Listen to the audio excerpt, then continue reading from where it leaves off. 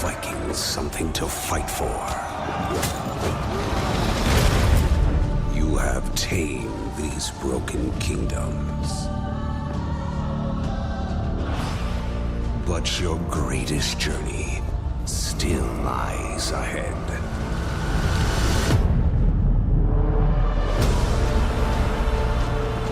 Let's go. It's time to capture a kingdom.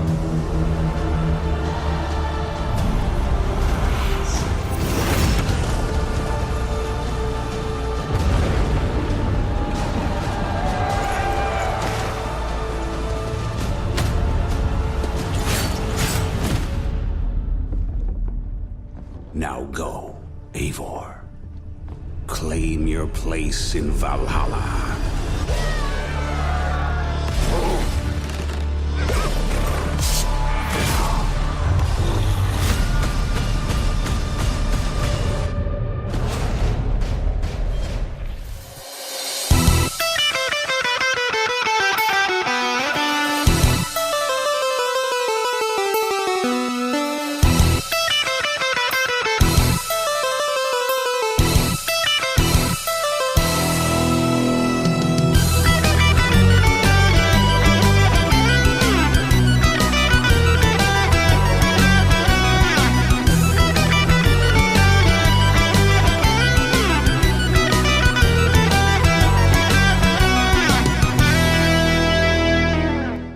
What's going on? You are listening to The Prototype. I am your host, Mike the Birdman, only on ThisWeekInGeek.net, but I'm not alone as I travel to the lands of Valhalla and the hallowed halls of warriors. That's right, I am joined with my compatriot in the Animus today. Alex the Producer. That's right, guys. So we are going to be giving you our first impressions / early in progress review of Assassin's Creed Valhalla on the Xbox One. We are going to be doing a Series X review of this a little bit more in depth later on. I think, Alex, you also got this for PlayStation 4 / PlayStation 5, correct? Yes, I'll have a PS5 code. So the idea will be come Friday or Thursday, sorry. When I have console in hand, I should be able to, and I've already tested how it worked between last gen and this gen. It should be able to sync my save file, and I can try it on both and see if there's any real differences between how it plays on the Series X and the PS5.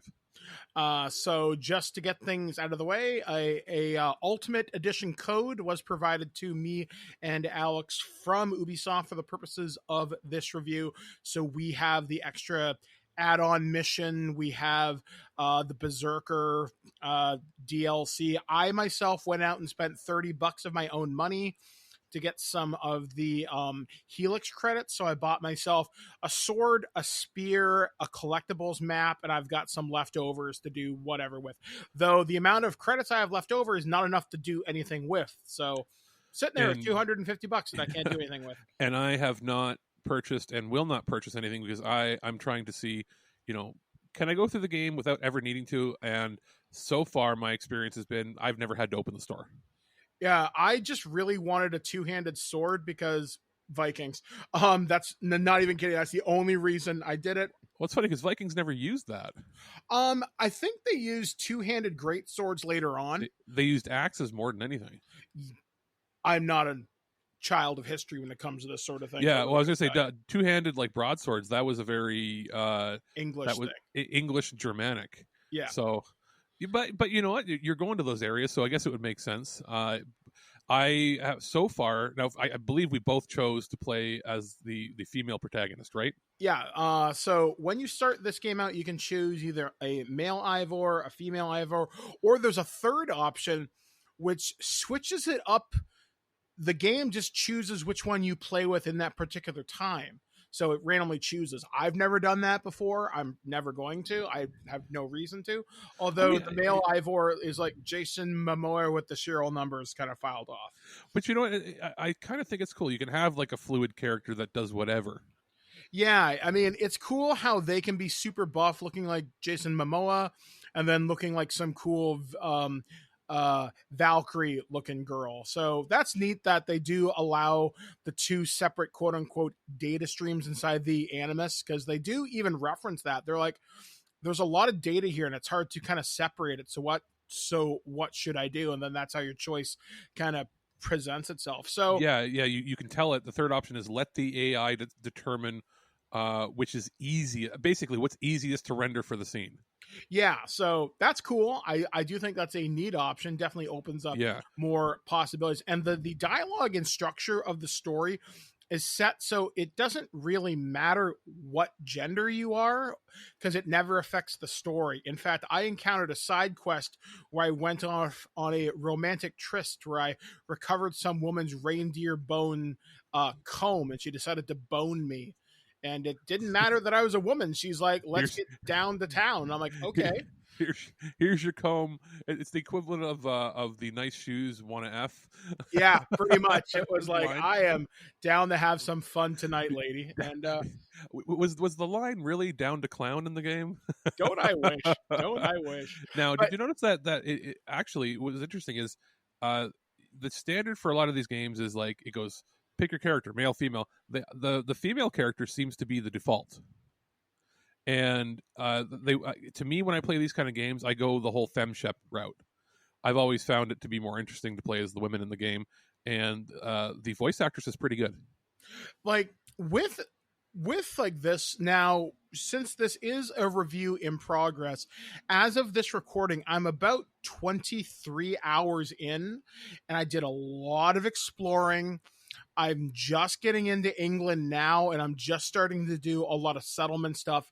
So I haven't done a lot of stuff to build up my settlement. I haven't done contracts yet. There's still a lot of the game to explore. Storyline wise, from the performance of the female voice actress, I do like her, but I like the woman who played Cassandra in Odyssey a lot more. And that's where I like Valhalla, but I do not love it. And that comes mostly down to combat and traversal. Which is funny because I like those much better here. Much better. In fact, this game is very similar in mechanics and how it works to Sony's Ghost of Tsushima. Just the combat and animation feels off. Like in Assassin's Creed Odyssey, my attacks...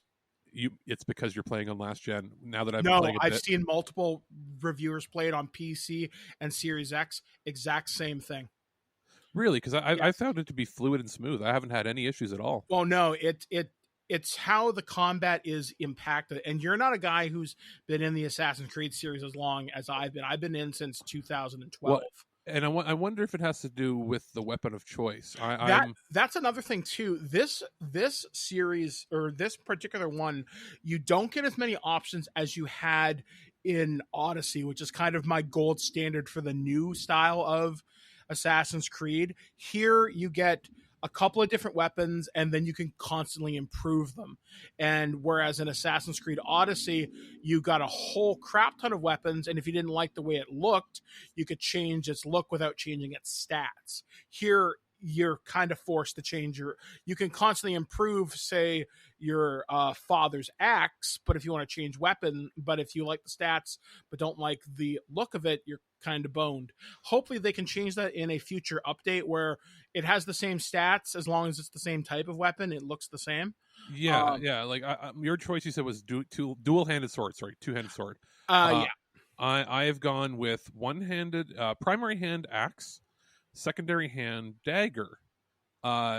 So I'm basically a rogue, and I found that like I can do a couple like 1-2 quick hits with my main weapon, which sort of knocks them back, and then I switch to using my offhand weapon, and it's like stabby really quick, you're dead. Yeah, mine is go in, be a tank, swing with heavy attacks, and I'm lopping off limbs, or I'm able to one-shot most enemies. Now, what I mean, combat felt more fluid. It felt more responsive in Odyssey. It felt more impactful. Here, it doesn't feel right, and that's the only way I can really describe it. Things just don't have the right way. Like, I used a flail for a little while. I had a flail in one hand and an axe in the other. I don't care for the flail at all. Yeah, the flail sucked. Spear was a lot of fun. I haven't tried daggers, but I've had swords, and I've had axes, and I've had spears. Spear is probably my favorite due to the reach. Sword's probably my second favorite. Um, but there's also a system where you can improve your armor. You can add runes to it, which is basically little kind of stat buffs and whatnot. And you can find these runes in the world and whatnot. In our DLC that we got with the game, we were given an armor set and rune set, which gave us a little stat boost early on. And then you can find crafting materials in the world to improve how many rations, which is basically extra life boosts. You can get how many types of arrows you can carry, stuff like that. But yeah, I don't much care for the combat in this. I really don't.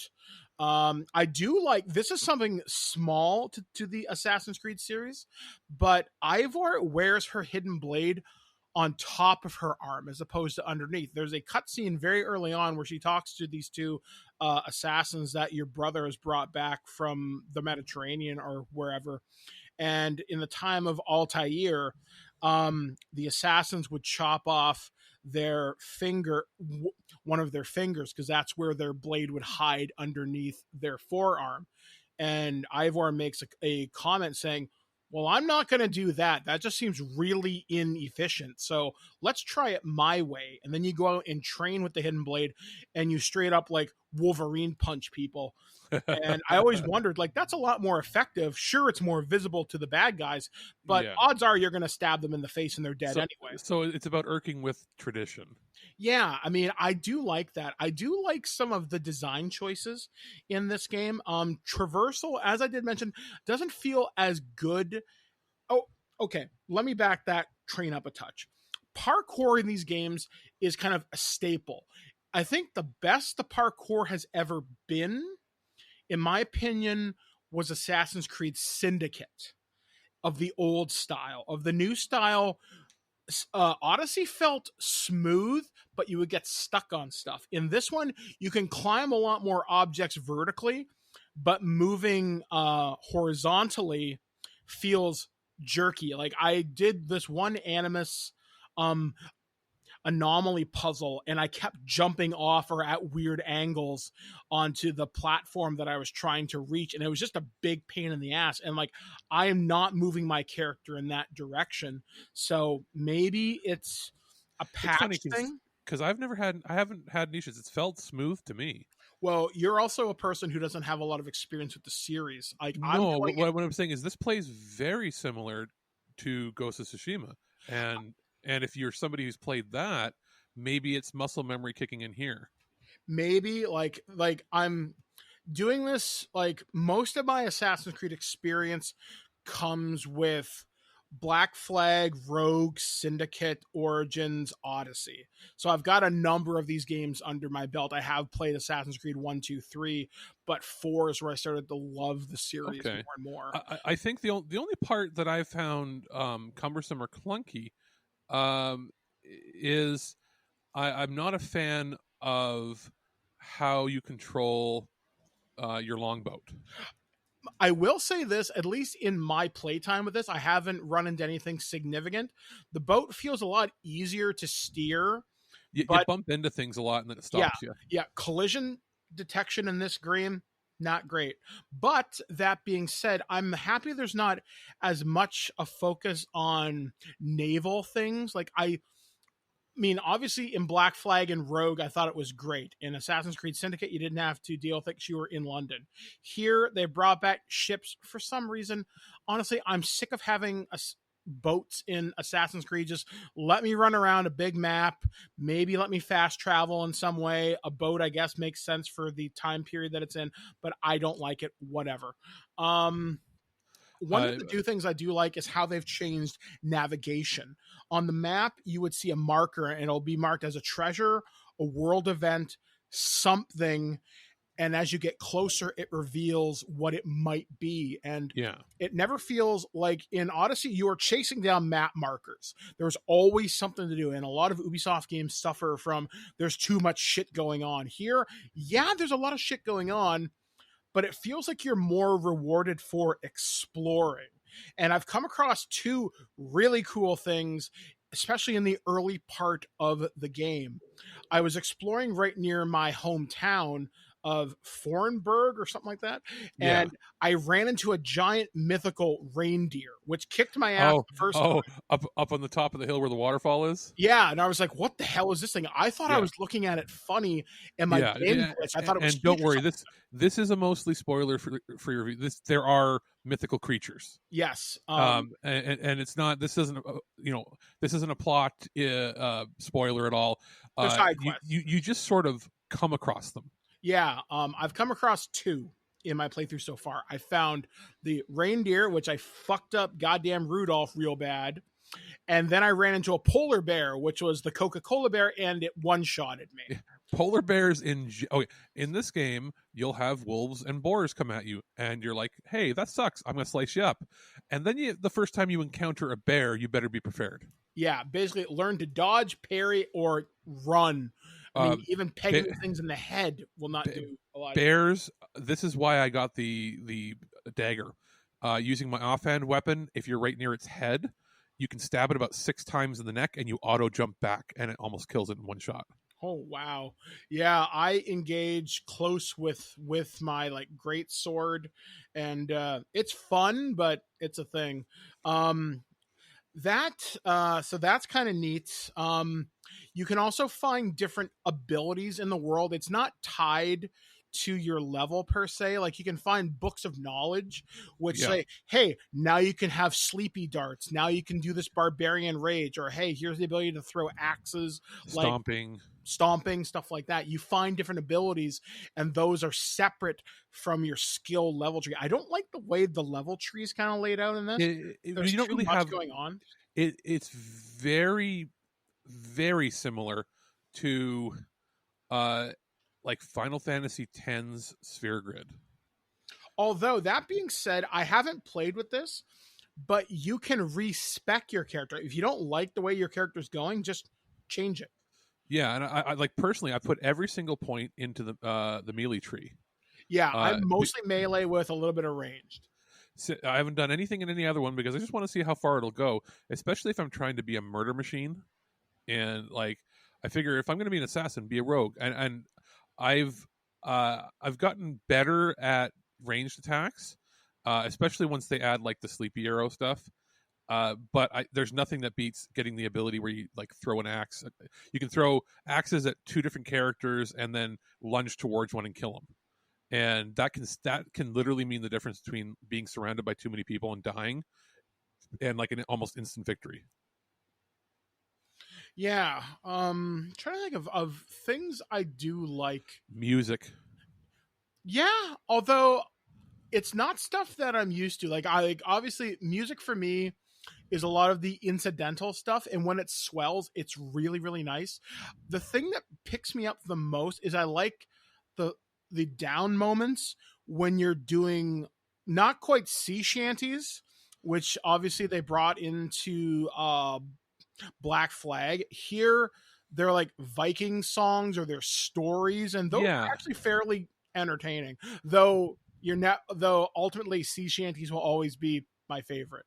And my wife hated sea shanties for like the better part of a year.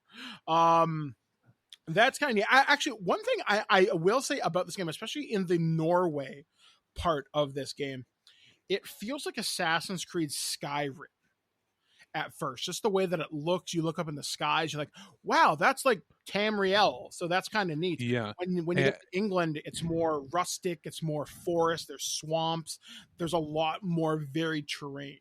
You know what? The game starts out, and what it felt like to me was if you merged like I said, Ghost of Tsushima with the most recent God of War.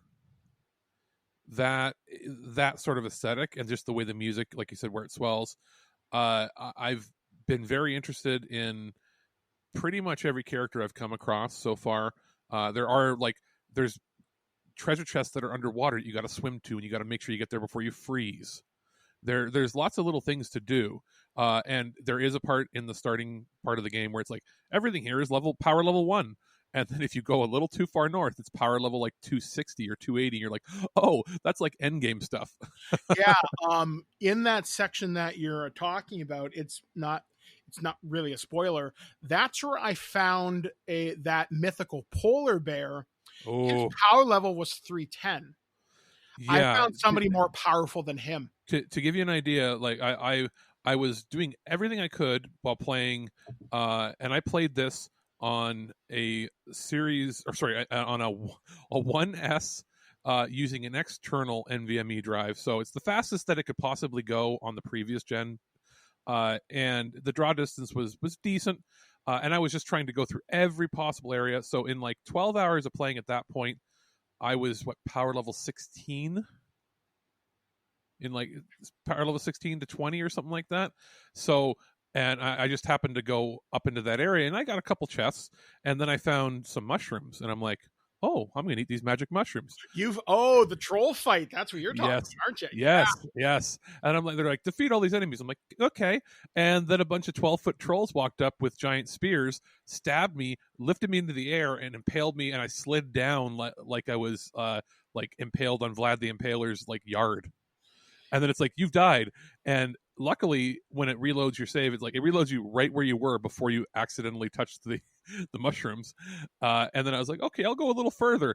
And then a wolf came and one-shotted me, a simple wolf. And I went, oh, that's when I looked at the map and went, oh, power level way too low. Yeah. I'm kind of doing what you did, but if I see a fight that I know I can't win, I'm running. Although I did discover something funny. If you die in those sections, even if you escape outside of that area, you lose your progress. Because I was going and looting chests, and there's a chest in a camp. I went to the camp, stole the chest, ran out, and some enemy picked me off, and I was outside of threat range, and I had to go back and re-get that chest. So well, that's have you been using manual saves? Because I have. not all the time. Maybe I'll try that next time. Yeah, if you pick up a chest in an area where you're unsure about, just make a new quick save, and that way you're not stuck with the arbitrary way that it decides. Yeah. Now, just before we go any further, Yes. performance-wise, what have you noticed? Because you're playing on the VCR. Yeah, do not get this on a VCR, and here is why. In my 20 plus hours of playtime, I've had multiple lockups, I've had graphical problems, I've had frame rate drops. Frame rate drops not as significant as you experience with Yakuza Like a Dragon. Yeah, when so there's a lot of things going on. This is a much more efficient and optimized engine than what we've experienced, or what I experienced on Yakuza, and from what we've seen people say about Watch Dogs. In that the frame rate, at least when I was playing it on the 1S with the external drive, which admittedly the external drive is about 5 times faster than what we get with the internals, but I was getting a consistent 30 frames per second, and it only dropped maybe to like 25 frames when I would be in town.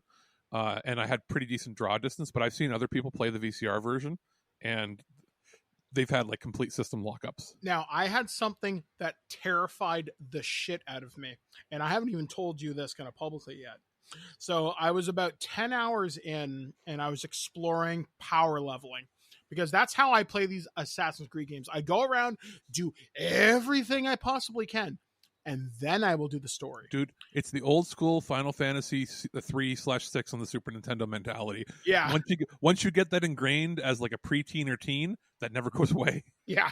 So I was playing that. I went and saved my file. I went to load it the next day after I turned off my console. Save corrupted. Ooh. What the fuck? Went to load it, worked fine. But let me tell you, my heart jumped into my throat. My balls retreated into my body. Remember, at least there's the Ubisoft Connect cloud backup. It probably recovered from the cloud. That's something I will have to commend Ubisoft for, because Activision started doing this first with Call of Duty, where your save data works between all versions of things. Like, I know they did this for Call of Duty Cold War.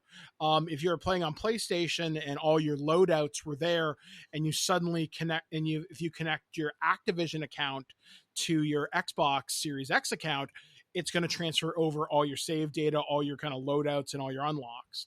Cool. Thank Christ for cloud saving. I haven't encountered this incident any further, but that was worth noting. Other technical problems I had, I got stuck in the environment a lot. I've See, had enemy AI run in circles. And I didn't. I haven't encountered any of that.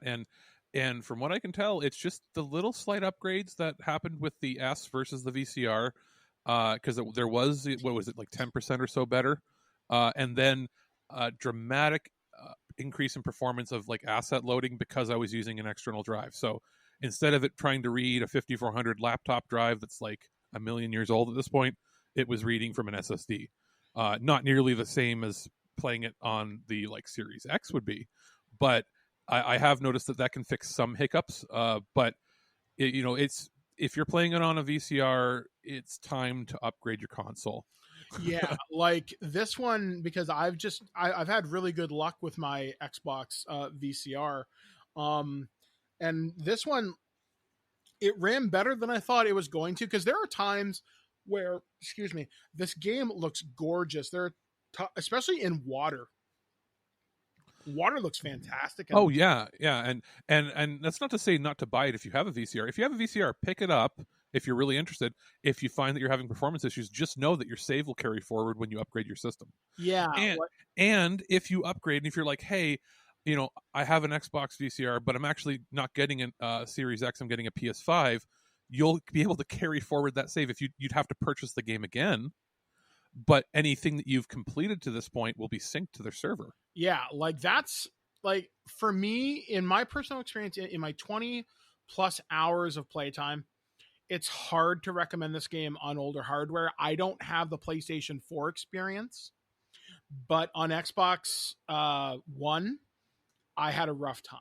But that's not to say I didn't have a good time. Yeah, and on the S, it's acceptable, but you are getting like maximum like 900p to like 1080p 30 frames per second, and that's under ideal conditions with like an external SSD, whereas if you're jumping into even like the Series S, you're going to be able to do, if you don't have a 4K TV, you'll do 1080p 60 no problem on that.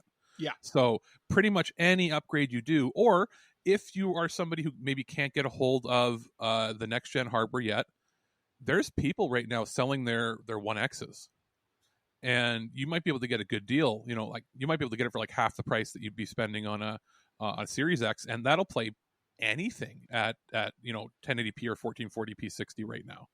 So there are options for you.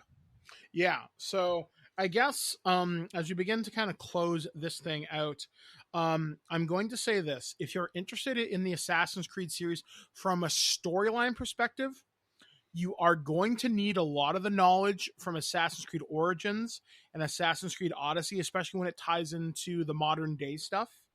It does help. You will need to read a wiki if you haven't otherwise, or watch a video on YouTube that does a recap. Yeah, exactly. You're going to need to know some of this stuff because I forgot a lot of it. However, the main crux of the story with Ivor, Sigurd, and them going to England and getting ready to rebuild the kind of Raven clan over there is an interesting story, and I do think it's cool. And I do want to see how things end up when this game is over. So we will have extended coverage of this game, much like Watch Dogs Legion, in probably the next week and a half, because Alex still has to beat Legion. I'm going to do Legion and Yakuza Like a Dragon on the next gen upgrades. That's one thing we never thought about when it came to smart delivery, is that you kind of have to review the game twice. Yeah, it's kind of, this is the only time in my gaming career where multi-platform games at least don't screw you over for like saves, and that's nice. That really is something nice. And so that helps for sure. And I do want to mention before we go, because it's not storyline related, but I'm loving the mini games. I haven't done the dice game yet, but I love the flighting. The flighting is really fun. That you know what that is? That's just like slam poetry. Or why am I drawing a blank? When I reviewed that movie, was Paris is Burning, about drag culture, and how that's where they would basically spit back and forth on the street, and dissing people up and down, and it's in rhyme, and it's the same thing. It's literally exact. I didn't realize that was a part of Norse culture was the whole rhyming insults, but like the better you do at it, the more you're respected. Now, it's interesting before we go here too. One of my friends who just moved into the apartment next to me, Liam, is a big Viking culture fanatic. Like, he looks like he belongs in this game. He actually brought over Viking axes to show me. But when I went to a fighting scene, he knew exactly what it was. And I was like, okay, that's really a thing. He's like, oh yeah. So I was really impressed with that. And the dice game is not the most complex thing, but it has some strategy. And after playing twice and figuring out how everything worked, I was able to pretty much win every time. The drinking game can be a little... It's a rhythm game that's really annoying. Yeah, but I played Yakuza and other titles like that, so I'm used to it. And some of the puzzles to get treasure, you'll find like, here's a locked box, or here's one you can't get to because it's in a place, and then you'll read a sheet of paper and it will leave like a little tiny clue, and then like one of them was like, you'll never get to it while this place is standing, and you're like, okay, and you're like, wait a minute, I have a lit torch. I can throw the house down. I can throw lit torch in that little window up there and burn the fucking house down. And then I was like, whoa. So it's not like everything is they're not using like a simple puzzle. Each puzzle is different. Each time you play with a different character for the mini games, it's slightly different. The fighting is super fun. And you do get a chance, like if you fail, you're not going to like lose an achievement or trophy. You can just redo it over and over again unless you bet on it. And then, you could run out of money. Yeah. So, again, stay tuned for our extended coverage coming next week at some point, and that will be another prototype. So yeah, we will have coverage of the Xbox Series X, the PlayStation 5. Alex has thrown up his first view up on YouTube. You can check that out on our official This Week in Geek YouTube channel. There's also our Facebook profile to check that out. We will be doing some test streaming probably in the coming weeks on these consoles on our Twitch channels, so stay tuned for that. And I guess closing thoughts. I'm having fun.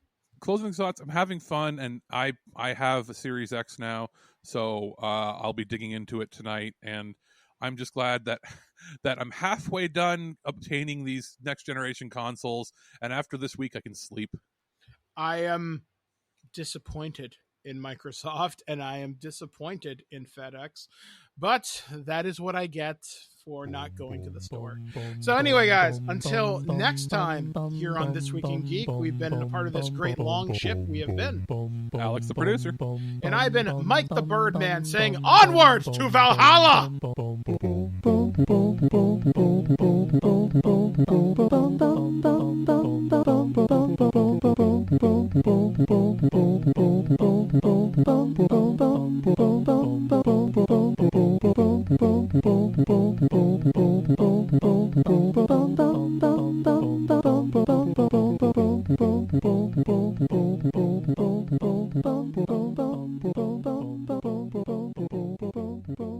Well, that's our show.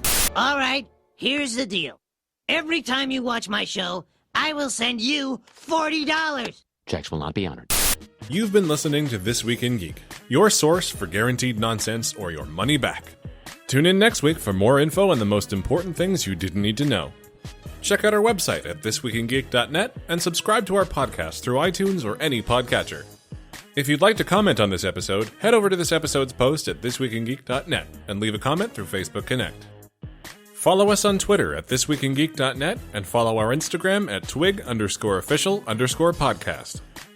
Social media not your thing? Send us an email at feedback@thisweekingeek.net. We'll see you next time, and remember, lower your shields and surrender your listenership. Just when you think this show is terrible, something wonderful happens. What? It ends. I have to go. Somewhere there is a crime happening.